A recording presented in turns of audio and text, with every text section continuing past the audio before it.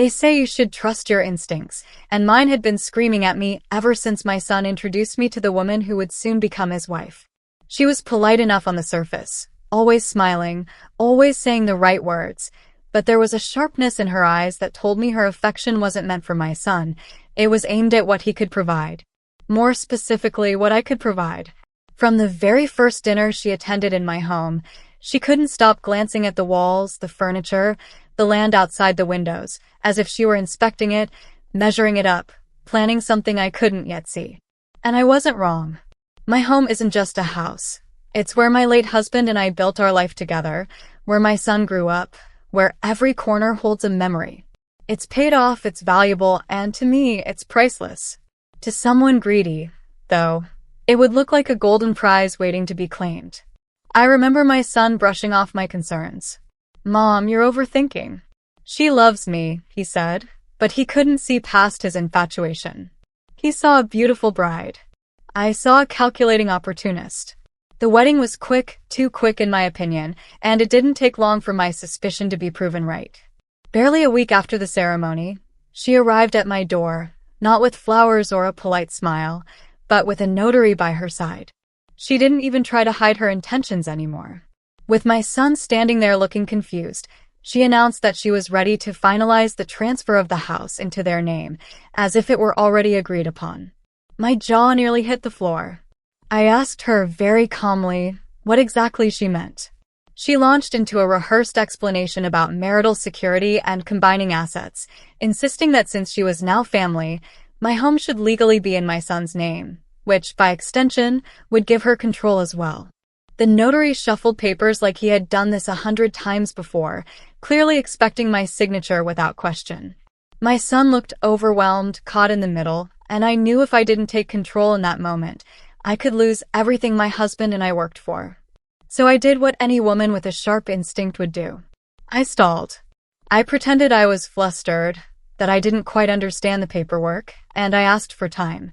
Behind the scenes, while she and the notary sat smugly in my living room, I excused myself to the kitchen, picked up my phone, and quietly called the police. My voice was steady as I explained the situation. My daughter-in-law has shown up with a notary demanding I sign over my house. I believe this is fraud and coercion. They assured me someone would come, but it would take time. That hour felt like the longest of my life. She grew impatient, her mask slipping as she pressured me again and again, sliding the papers across the table, tapping the pen, whispering to my son about loyalty, love, and family obligations. My son's hands shook, his eyes darting between us, but he didn't defend me, and that broke my heart more than anything. Still, I stayed strong. I asked questions, pretended to need clarification, bought myself every precious minute until finally, I heard the sirens outside. The look on her face when the police walked in was priceless. All that smug confidence drained away as the officers questioned her, the notary, and my son. I provided every detail, every word she had said, and the officers didn't take long to see the coercion for what it was. Papers were confiscated. Statements were taken, and her perfect little plan unraveled before her eyes. I wish I could say my son immediately saw the truth and apologized, but reality isn't always that neat. He stood by her side embarrassed, angry that I had overreacted, but the facts were undeniable. The police explained to him how dangerous and illegal what she tried to do really was, and they warned her that if she attempted anything like this again, she could face charges. When the notary left with his head down, and the police finally closed the case for the night, I stood in my doorway and realized just how close I had come to losing everything. My instincts had been right all along. She hadn't married my son for love. She had married him for property, for access, for a shortcut into a life she hadn't earned. I also realized something else. I would never allow her another chance. My home, my memories, my security, they aren't for sale, and they definitely aren't for someone else's scheme. She may have thought she could bully an old woman into giving up her most precious possession, but she underestimated me. She underestimated the love I have for my home and the strength I carry from everything I've survived. And while my son may not see it now, the day will come when the fog clears and he realizes exactly who he married. Until then, I'll keep my boundaries strong, my documents locked, and my eyes wide open. Because once someone shows you their true intentions, you don't forget it. You prepare for the next move. And if she dares try again, she'll find I'm more than ready. When the police finally left that night, I thought the worst was over. The papers were gone. The notary had slunk away like a dog caught stealing scraps, and my daughter-in-law's smug grin had cracked just enough to let me see the frustration behind it. But what I didn't expect was how quickly she recovered. The very next morning, she acted as though nothing had happened. She even brought over breakfast for my son, laughing too loudly, complimenting the curtains she'd just yesterday been planning to seize as her own. At first, I almost believed she was embarrassed. Maybe, I thought, the warning from the officers had scared her enough to let this madness go. But then I heard her whisper to my son in the hallway, her voice low but sharp as a blade, "Your mother is paranoid." She called the police for no reason. "If you love me, you'll stand by me against her." My chest tightened when I heard him murmur back, "Of course I love you. She just doesn't understand." That was the moment I realized she wasn't done. Not by a long shot. She was simply changing tactics. Over the following days, she painted herself as the victim. To the neighbors, she complained that I was old and confused, that I didn't want to accept her as part of the family. She clung to my son in public, always making sure people saw her wiping a fake tear or whispering into his ear. And he, blinded by his loyalty and his need to believe in his marriage, defended her every step of the way. I stayed quiet, waiting, watching. But inside I felt the storm building. You see, when someone like her gets desperate, they don't retreat. They double down. The first sign came a week later. I received a letter in the mail, not from her, but from a law firm. It was carefully worded, formal, and dripping with entitlement. According to the letter, my son and his new wife were requesting that I voluntarily transfer my house to ensure the future stability of the family unit. My heart sank, but my instincts sharpened. This wasn't just bold, it was calculated. I drove straight to the law office named on the letter. The receptionist looked startled when I showed up and demanded answers, but she let me speak to a junior attorney. That's when the real twist hit me. They already had documents, supposedly signed by me, agreeing to the transfer. My blood ran cold. My signature, my handwriting, was staring back at me from the pages. But I knew without a shred of doubt that I had never touched those papers. "You must be mistaken," I told the attorney firmly. "This is a forgery." The young man shifted uncomfortably, clearly not used to confrontation. "Ma'am, if that's the case, you'll need to contest this in court. As far as we're concerned, the documents are valid until proven otherwise." I left the office shaking, my anger bubbling into something sharper. She hadn't just tried to bully me into signing. She'd skipped straight to forgery. That was no longer a petty scheme. That was a crime. When I confronted my son that night, he looked horrified but also conflicted. "Mom, she said you signed those before the wedding. She told me you agreed because you wanted us to feel secure." I wanted to grab his shoulders and shake sense into him, but instead I took a deep breath. "Listen to me. I never signed anything. She is lying to you, and if you keep letting her drag you down this path, you'll both end up in legal hell." He wouldn't meet my eyes. That told me everything. From that moment, I knew I couldn't rely on him. If I wanted to protect my home, I would have to fight this myself. So I called a lawyer I trusted, an old friend of my late husband. He listened carefully, reviewed the documents, and his face hardened as he flipped through the pages. "These are forgeries," he said flatly.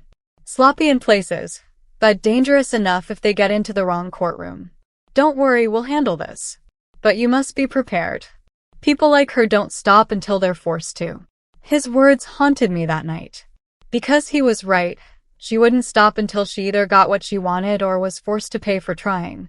The suspense only deepened the next day when one of my neighbors stopped me on my morning walk. "Congratulations," she said cheerfully. "Your son's wife told me you finally transferred the house. She was showing it off yesterday, talking about renovations." My stomach dropped. She was already parading my home around the neighborhood like it was hers. That wasn't just arrogance. It was a warning. She wanted everyone to believe the house already belonged to her, so when she made her move, no one would question it. That was when I decided to turn her own arrogance against her. I began documenting everything. Every letter, every word, every fake signature. I photographed the forged documents, recorded her boasting at the door when she thought no one was listening, and even asked my neighbor to write down what she'd heard. Piece by piece, I was building a case. The tension at home grew unbearable. She barely acknowledged me except to drop sarcastic remarks, but she kept pushing my son to pressure me. One evening, they both cornered me in the kitchen. She stood with her arms crossed, my son looking pained beside her, and she said coldly, "This would be easier for everyone if you just signed the papers. Why drag it out? Don't you care about your family?" For a split second, the rage nearly overtook me. But instead of shouting, I smiled. A calm, cold smile. "You'll get what's coming to you," I said softly. "And it won't be from me. It'll be from the law." She didn't flinch then, but I saw the flicker in her eyes. She knew I was onto her. And that was the suspense that carried me into the next stage of the battle. I wasn't just defending my home anymore. I was preparing to expose her, publicly, legally, and irreversibly. Because when someone tries to strip you of everything you've built, the only response is to show them just how unbreakable you truly are. The days that followed felt like I was living in a pressure cooker, every hour heating up with her arrogance and my son's silence. But I kept my composure because I knew I was playing a longer game than they were prepared for. What unsettled me most wasn't just the forged documents, but the way she began to move around my neighborhood as if she were already the owner. I overheard her talking to one of the neighbors in the driveway, bragging about future renovations, describing how she would tear down my beloved rose garden to modernize the landscape, and the way she said it made my blood boil. But I stayed quiet, because silence can be more dangerous than shouting when someone thinks they have the upper hand. The twist came when a close friend from down the street pulled me aside after church. She whispered nervously that she had seen a realtor walking through my front yard with my daughter-in-law the day before, and when she asked why, my daughter-in-law told her boldly, "This will be our house soon, we're preparing to list it." The betrayal in those words sank into my bones, but it also lit a fire under me. She wasn't just trying to steal. She was already spending what wasn't hers. I went home and called my lawyer, laying out every detail, and he told me in a steady voice that this had gone beyond a family squabble. He instructed me to start gathering hard evidence because if she tried to take this into a courtroom, the stronger my proof, the easier it would be to dismantle her lies. So I did exactly that. I spoke with the neighbor who had overheard her, asked her to write down everything she had been told, and then I quietly installed a small recorder near the front door, knowing she could not resist boasting the next time she had an audience. It didn't take long. 2 days later, she came back with my son, and as they stood in the hallway, she began explaining to him how soon they would move forward with their plans, once I was out of the way. The recorder caught every word, her voice dripping with entitlement, and my son's weak responses only added to the heartbreak of the situation. He didn't stop her, he didn't correct her, he just went along with it, and that crushed me more than the fraud itself. But at least now I had evidence, proof that her intentions were not just imagined paranoia, but a calculated scheme. When I played the recording for my lawyer, he nodded grimly and told me to prepare myself, because it was clear they would soon try to take legal action. He was right.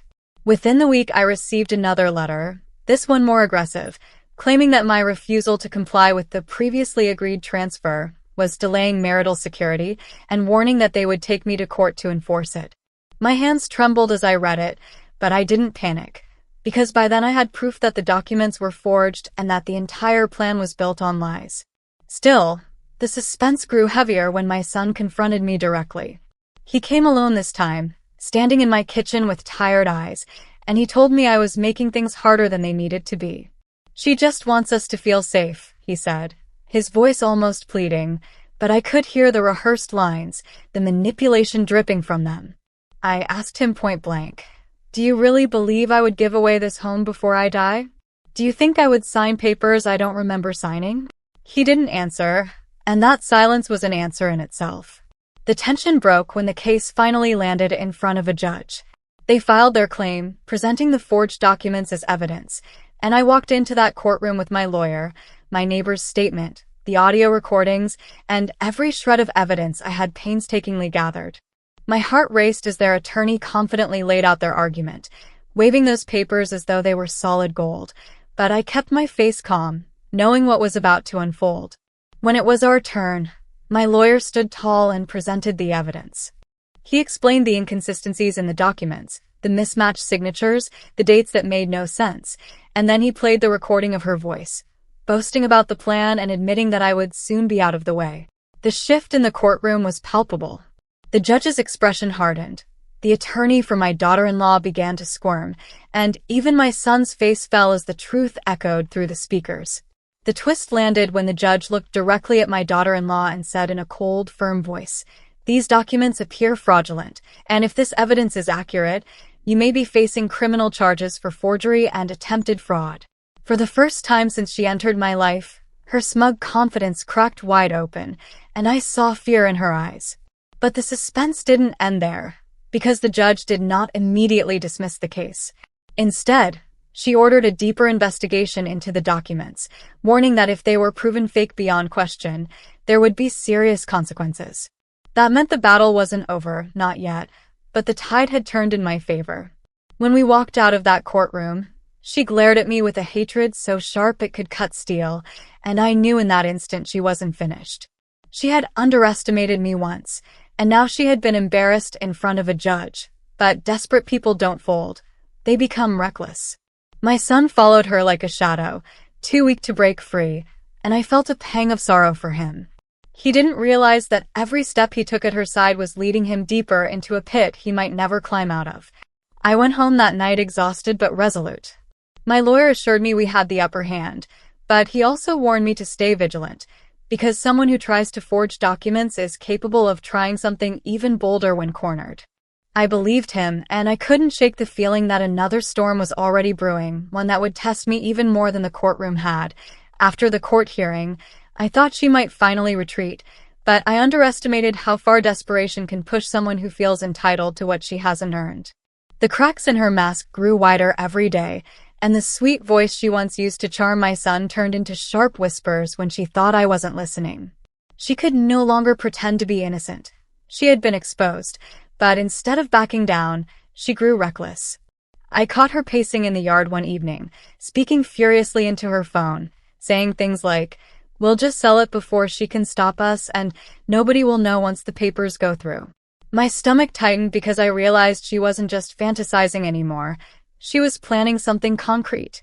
The suspense reached its peak a few nights later when a neighbor knocked on my door, clearly unsettled. She told me she had seen my daughter-in-law showing a strange man around my property while I was away at the store. According to the neighbor, she introduced herself as the future owner and spoke to him about pricing the place quickly, as if a sale was already in progress. That was the moment it became clear. She was preparing to sell my home behind my back, using the same forged documents, or perhaps even worse, creating new ones. I took a deep breath and called my lawyer again, laying out what I had learned, and he told me there was only one way to deal with someone this bold: set a trap. With his help and cooperation from the police, we devised a plan to catch her in the act. It wasn't easy for me to agree because it meant letting her think, even for a moment, that she might succeed, but it was the only way to end this nightmare once and for all. The following week, she brought the same man back, this time carrying folders and a briefcase, and they met in my living room while my son lingered awkwardly in the background. I played my part perfectly, pretending to be distracted, pretending not to notice, but every word was being recorded by hidden microphones placed carefully around the house with the help of law enforcement. The man she was meeting with wasn't just a shady buyer. He was part of the sting. I listened from the kitchen as she spoke confidently about how she had already secured the deed, about how the property was as good as hers, and about how she just needed to finalize signatures to push the sale through. My son's silence during the entire conversation broke my heart all over again, but I forced myself to stay strong, because the end was in sight. The knock on the door came exactly on time. 2 plainclothes officers stepped inside, flashing their badges, and the entire room shifted from smug negotiation to stunned panic. The man with the briefcase revealed himself as part of the sting, placing the fake documents she had handed him onto the table. My daughter-in-law froze, her face pale, her lips trembling as she realized her little empire of lies had collapsed completely.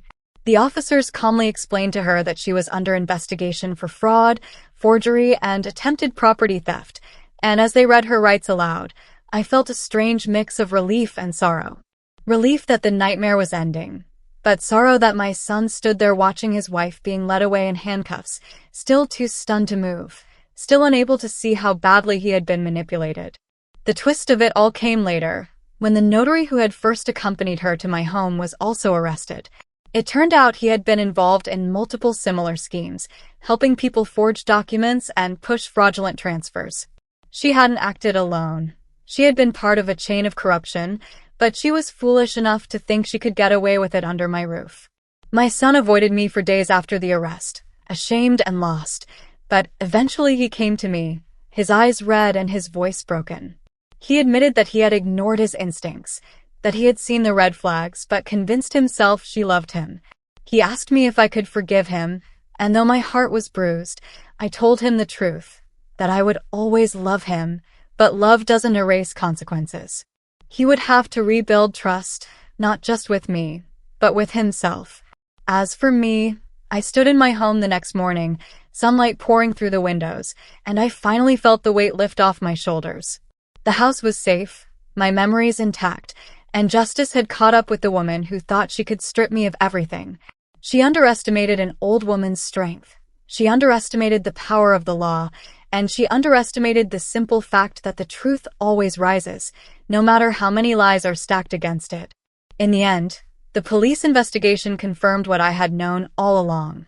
The documents were forgeries, the notary was corrupt, and my daughter-in-law had married not for love, but for greed. She faced charges, and her carefully constructed image crumbled in front of everyone she had tried to impress. My neighbors, who once doubted my suspicions, now looked at me with respect, whispering about how I had stood firm in the face of betrayal. And though my son's heart was shattered, I knew one day he would look back and see the truth clearly, that she never wanted him. She only wanted what belonged to me, and in the end, she lost everything. I learned something too. I learned that even when the world tries to paint you as weak, even when people tell you to doubt yourself, the instincts carved into your bones by years of life are sharper than any lie.